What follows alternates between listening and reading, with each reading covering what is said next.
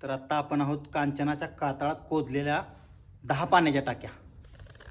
Sir काय सांगाल? दुर्गशास्त्रामध्ये पाण्याला फार महत्त्व आहे. पाण्याशिवाय किल्ला बांधलाच जात नसे आणि किल्ला लढवता सुद्धा जात नसे.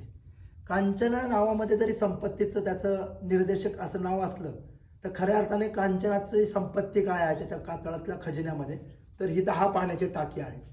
अतिशय बारकाईने ही कातळामध्ये कोरलेली 10 टाकी आहेत आणि याचे वेगवेगळे कप्पे केलेले आहेत, जेणेकरून कुठल्याही टाक्याला जर काही गडाला अन्य कारणाने हादरे बसल्यावर पाणी झिरपून जरी गेलं तरी सगळ्याच टाक्यांमधलं पाणी जाऊ नये म्हणून विशिष्ट पद्धतीची 10 टाक्यांची रचना केलेली दिसते.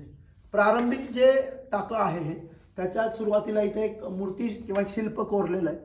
ते नेमकं कशाचं हे जरी सांगता येत नसलं तरी साहजिक आहे, जल आहे, त्यामुळे जलदेवतेचं ते प्रतीक असेल आणि त्याचा हेतू हाच असेल की जलरक्षक देवता इथे या जलाचं रक्षण करो आणि आलेले अन्य जे कोणी असतील, निदान देवता आहे तर देवतेसोबतच या जलाचं सुद्धा पावित्र्य राखतील, या हेतूने ते शिल्प इथं पहिल्या टाक्यावर आपलं कोरलेलं दिसत आहे. या 10 टाक्यांचं वैशिष्ट्य म्हणजे कातळाच्या आतमध्ये कोरलेत आणि जे काही पावसाचं पाणी या खडकातून झिरपून येईल या टाक्यात पडावं म्हणून या साधारण 2-2.5 फुटाची मध्ये प्रत्येक टाक्याच्या मध्ये जी रुंदी त्याच्यामध्ये सुद्धा विशिष्ट पद्धतीच्या खाचा केल्यात, जेणेकरून पडलेलं पावसाचं पाणी त्या खाचांमधून या टाक्यांमध्ये येईल.